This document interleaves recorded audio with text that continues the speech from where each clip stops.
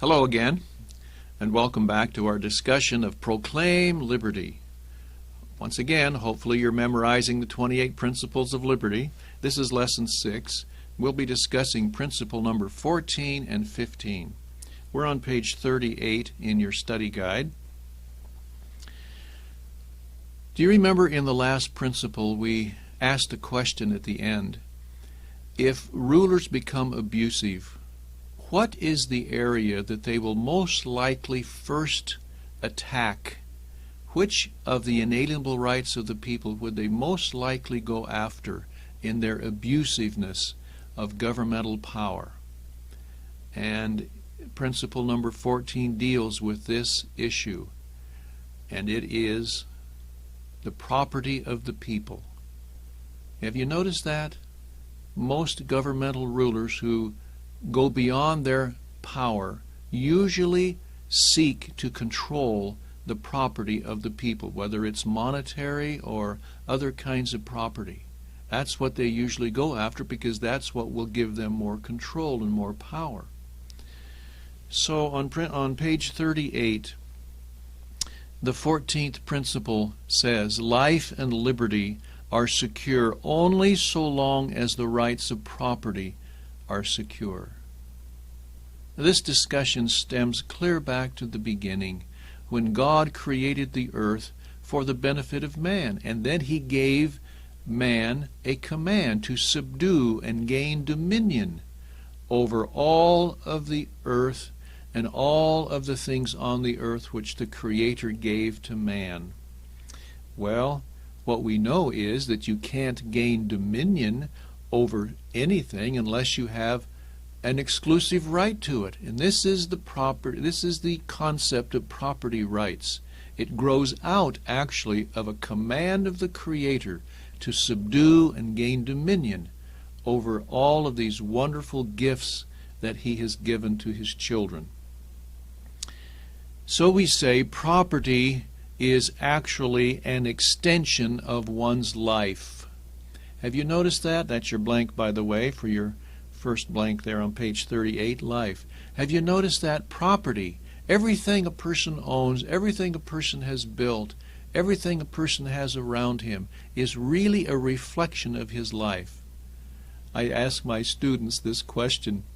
I teach seniors in high school about good government, and when we get to this principle, I'll ask them this question. I want you to think and tell what your bedroom looks like right now. That usually brings some smiles. And then I'll say, do you know that your bedroom is exactly like you want it?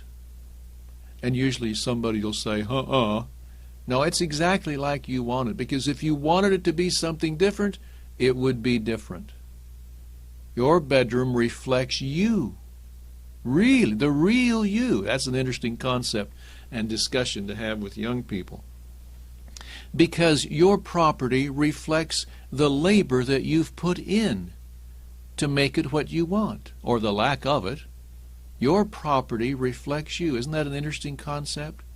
And so when people strike at your property, they are really striking at you, at your life and your liberty. This is the founder's incredible concept of property rights and why it is so sacred. Listen to John Locke as he explains under letter A.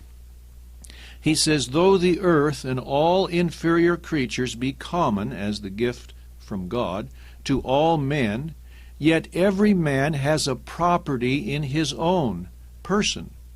This nobody has any right to but himself. The labor of his body and the work of his hands, we may say, are properly his. Whatsoever then he removes out of the state that nature hath provided and left it in, he hath mixed his labor with it, and joined to it something that is his own, and thereby makes it his property. And then he gives some examples. He that is nourished by the acorns he picked up under an oak, or the apples he gathered from the trees in the wood, has certainly appropriated them to himself. Nobody can deny but the nourishment is his. I ask then, when did they begin to be his? When he digested? Or when he ate? Or when he boiled? Or when he brought them home? Or when he picked them up? And it is plain, if the first gathering made them not his, nothing else could. What's he saying there? When a person takes something out of the state of nature, the state in which God created it for the benefit of man, when he puts his labor into something the very first time, in other words, the gathering, the picking of them up from nature, they are his, and that's what makes it his. When you put your labor into something from the state of nature, that makes it your property. Isn't that interesting? This is great philosophy. This is John Locke. Look at letter B now. Locke then proves that socialism, or this communal ownership of property, is a concept that will never lead to prosperity. Never is your blank. And let's go on then with his quote. He says, that labor added something to them, the acorns or the apples, more than nature, the common mother of all, had done, and so they become his private right. And will any one say that he had no right to those acorns or apples he thus appropriated, because he had not the consent of all mankind to make them his? What's he saying here? If you believe in the philosophy that everything belongs to everybody, if you pick up an apple with the intent to eat, to satisfy your hunger, what, if you're honest, what must you do if that apple belongs to everyone? What must you do before you eat it? You must ask everyone for permission to do it, because everyone supposedly owns it. Do you see this fallacy? This is the fallacy of communal property. This is the fallacy of socialism, which says everybody owns everything. You see how that breaks down? And if that would happen, if that would be the requirement to ask everybody, what will happen to this poor man? John Locke answers that question. Let's go on. If such a consent as that was necessary, the man would have starved, notwithstanding the plenty God had given him. In other words, there's plenty on this earth for everyone. There is enough and to spare. But when you get government controlling everything, and you get this socialist philosophy that the things in nature belong to everybody, then in spite of the fact that there's enough and to spare for everyone to be satisfied, people will starve, not because there's a lack of resources, but because there's too much government control. Do you see that concept? This is John Locke. Then he says, it is the taking any part of what is common and removing it out of the state nature leaves it in, which begins the property, that's your blank, the property, without which the common gift from God is of no use. Thus this law of reason makes the deer that the property of the Indian who hath killed it. It is allowed to be his goods who hath bestowed his labor upon it, though before it was the common right of everyone. John Locke. Beautiful. Under letter C, it's important to recognize that the common law does not make property sacred. Is the apple sacred? Is the acorn sacred? No. Property is your blank there at top of page 39 for letter C. But only the right which someone has acquired in that property. Justice Sutherland of the U.S. Supreme Court explained it this way. It is not the right of property which is protected, but the right to property. Property per se has no rights. But the individual, the man, has three great rights. equally sacred from arbitrary interference: the right to his life, the right to his liberty, the right to his property. I might pause here and say what I explain to our young people, and I think it's critical that we understand this. Property doesn't have rights. What is property? Property are things that you own, whether it's element of the earth like land, or living things like plants or even animals. They don't have rights. This is a growing concept today, that these things have rights. And if you give them rights, if you recognize that they have rights, just like human beings have rights, all of a sudden that presents a whole different philosophy about what you can and can't do. You understand that? Man is given the creations to subdue and gain dominion over. Does that mean we recklessly use them? No. We are to care for them. We are to care for our animals. We are to care for our plants.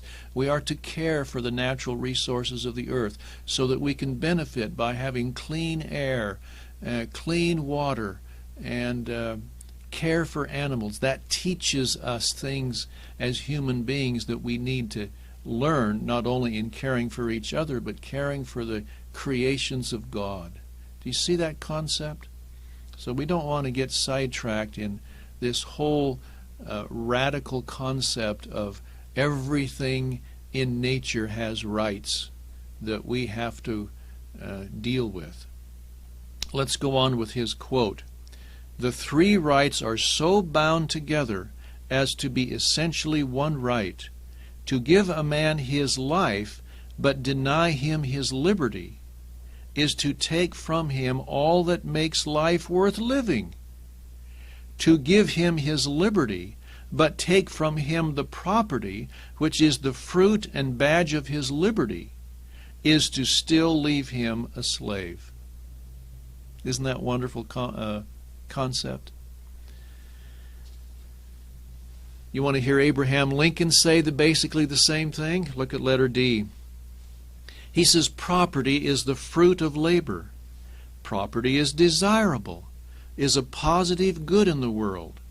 That some should be rich shows that others may become rich, and hence is just encouragement to industry and enterprise. Would Lincoln be against rich people? No. Let not him who is houseless pull down the house of another, but let him work diligently to build one for himself, thus by example assuring that his own shall be free from violence. Boy, that's a wonderful concept, isn't it? He says, I take it that it is best for all to leave each man free to acquire property as fast as he can. Some will get wealthy. I don't believe in a law to prevent a man from getting rich. It would do more harm than good. Abraham Lincoln. Look at the quote there from John Locke in letter E. He says, the supreme power cannot take from any man any part of his property without his own consent. For the preservation of property being the end of government, in other words, the purpose of government, and that for which men enter into society, it's why we form a government, to protect our property and our rights, it necessarily supposes and requires that the people should have property, without which they must be supposed to lose that property by entering into society, which was the end for which they entered into it. John Locke again. John Adams also saw that property rights were essential to liberty. Under letter F, he said, the moment the idea is admitted into society that property is not as sacred as the laws of God, and that there is not a force of law and public justice to protect it, anarchy and tyranny commence. Property must be secured, or liberty cannot exist. great, wonderful comments.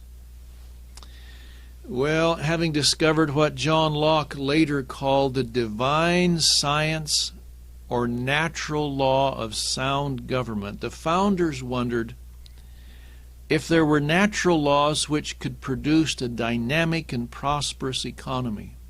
I hope, folks, that you see natural law at work here. That was the first principle we talked about. Do you see natural laws in all of this? And as we said, the founders wondered if there are natural laws that apply to things outside of government, day-to-day relationships among people, economics, and so forth.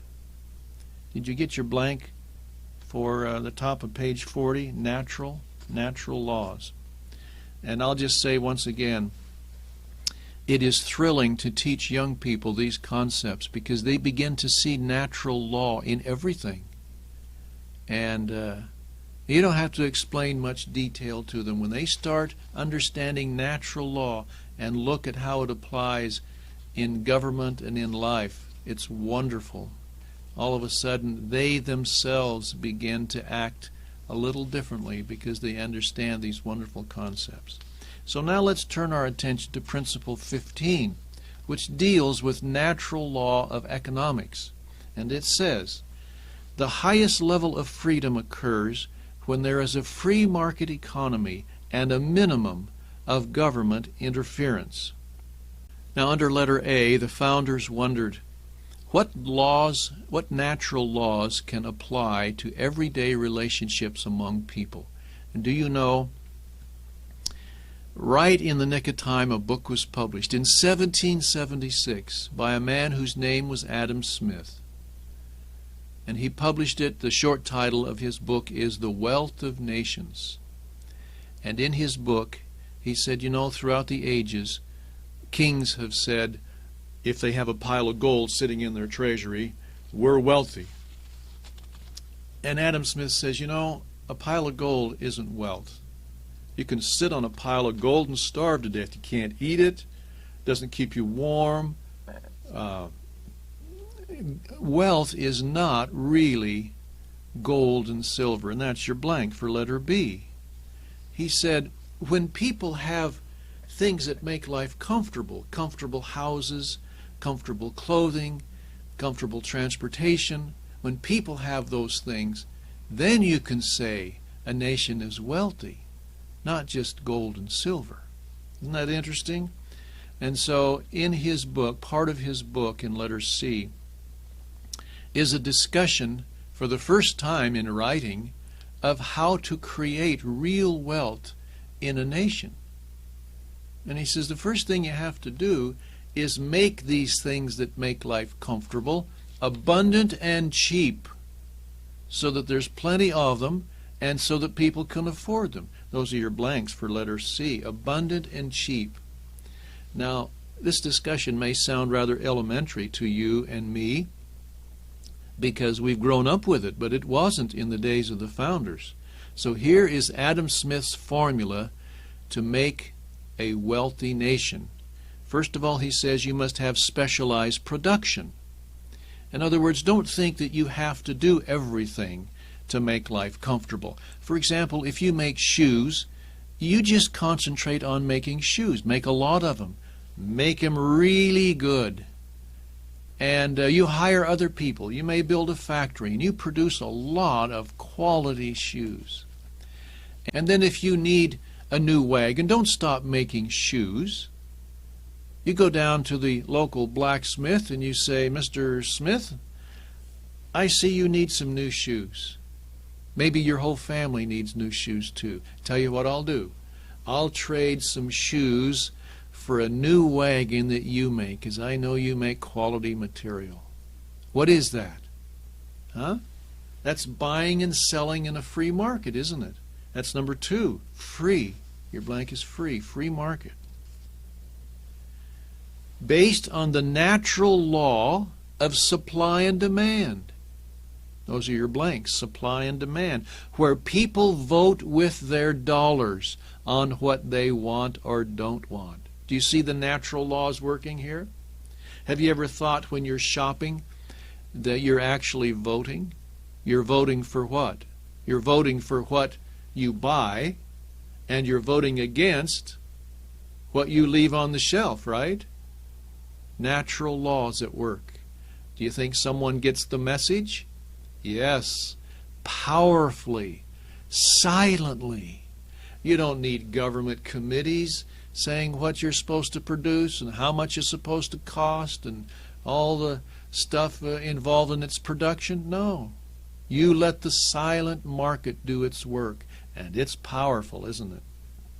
Number 4, everyone improves his position by making a profit. Profit, P-R-O-F-I-T, profit, which is defined as doing whatever is necessary to make an exchange worthwhile. Worthwhile. Did you get your 2 blanks now for number 4? Profit and worthwhile.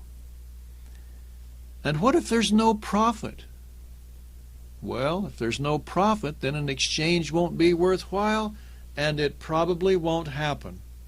Do you see this?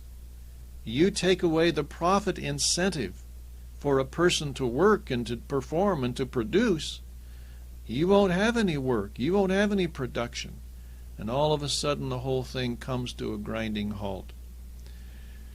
Adam Smith says, by the way, I might ask this question before we get to number 5. Are you involved in a business of your own? A number of us are, aren't we? Let me ask you this question, and I'm assuming that you'll be honest with me as you answer this question, you business owners. Do you like competition? Competition is painful, isn't it? Or do you wish you were the only fish in the pond with your product or service? See, that's tempting, isn't it? To be the only one. But Adam Smith comes along and he says, you must keep competition in the mix because it produces some great things. And here they are under number 5. Letter A, it produces greater supply. Greater supply. You produce more so you can make more. Okay? Letter B, it improves quality. Improves quality. You got to make it a little better to attract those customers. Then it lowers prices. You got to keep those prices low to beat the competition. It lowers prices. Competition also creates a greater variety of goods. Isn't it wonderful to go into a store and see all the variety of goods there to choose from? That's what brings people in, isn't it? Variety of goods. Those are the things that competition produces. Then Adam Smith says in number 6, the greatest threat to a free market economy is government interference. And how does government interfere? Well, you see the list there. It fixes prices, it fixes wages, it controls production, it controls distribution, it subsidizes production. Adam Smith said, government should never do any of those things. You keep it free. Competition will take care of almost every problem that comes up. Adam Smith, however, says there are 4 ways and 4 times in which the government should be involved in economic things. And here they are. Letter A, to prevent illegal force. Illegal force. You know, that's when you drive your truck up to a store and walk in and lean over the counter and say, listen, buddy, you better buy my brand of booze or I'm driving my truck right through your front window. That's illegal force. See, government should prevent that, right? The rule of law. Letter B, fraud. Government should prevent fraud. Fraud. The deceptiveness of things in the marketplace, phony stocks and bonds and so forth.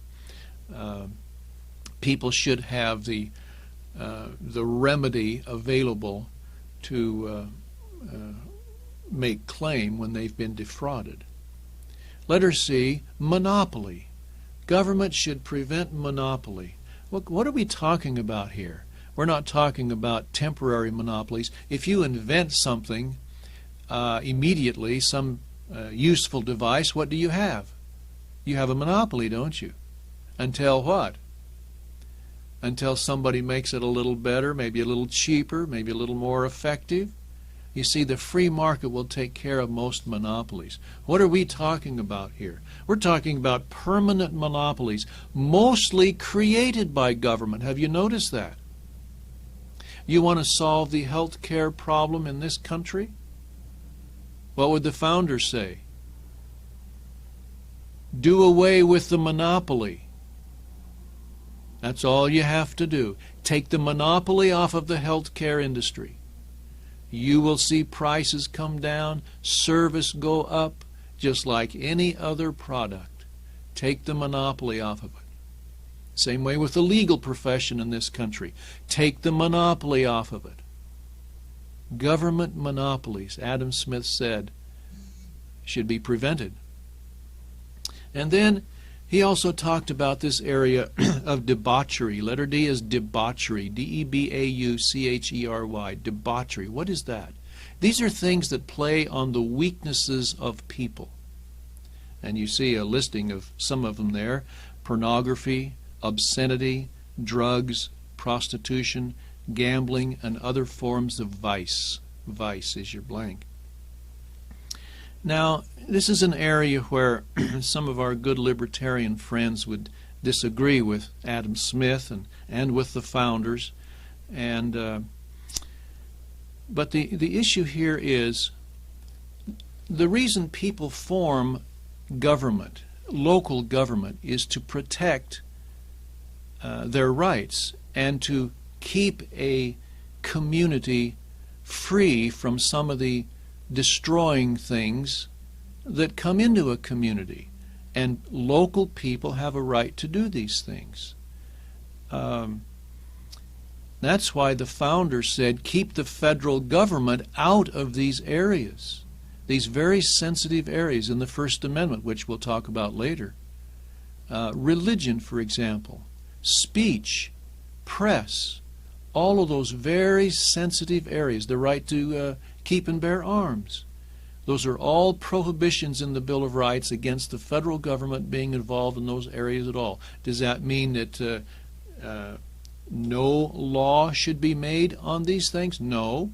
You just keep the federal government out of them and let local people set standards for their communities.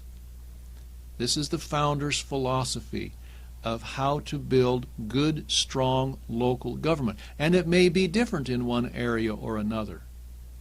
You may have different laws in Las Vegas than you do in Mesa, Arizona, where I live. And I'll guarantee you there are different laws. Is that okay? Yes.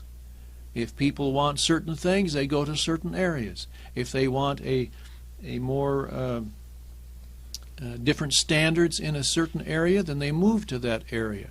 This is the wonderful blessing of local government. We'll talk more about that later. So debauchery is your blank for letter D. Well, under capital D, Adam Smith's big, thick book, The Wealth of Nations, can be boiled down into 4 freedoms. And here they are. The freedom to try. You've got an idea, you want to try it, you should be able to try it. You should not have to comply with reams of government regulations in order to enter an industry and try your idea. You should have the freedom to try, the freedom to buy, the freedom to sell, and the freedom to fail. Y'all want the freedom to fail? I asked a group of 6th graders a while back if they want the freedom to fail.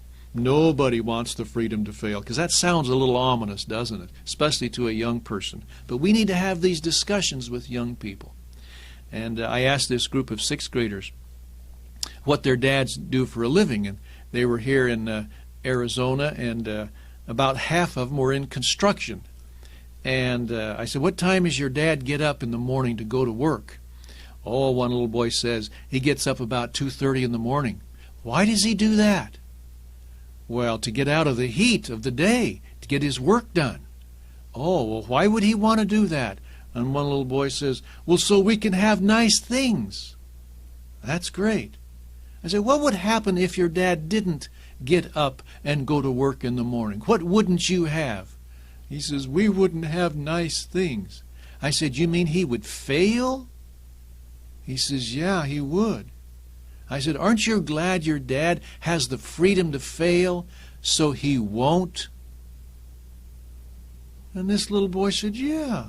So I asked again the question, how many of you want the freedom to fail? Everybody raised their hand. They want the freedom to fail. See, we need to have these discussions with our young people because they're not hearing this much anymore. All these bailouts and taking away the freedom to fail. If you take away the freedom to fail from people, what else do you take away? The freedom to succeed.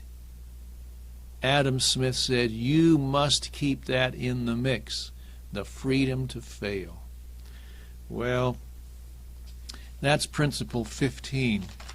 Now, when we return for the next principle, principle 16, we're going to be discussing how the founders set up the system and the structure of government.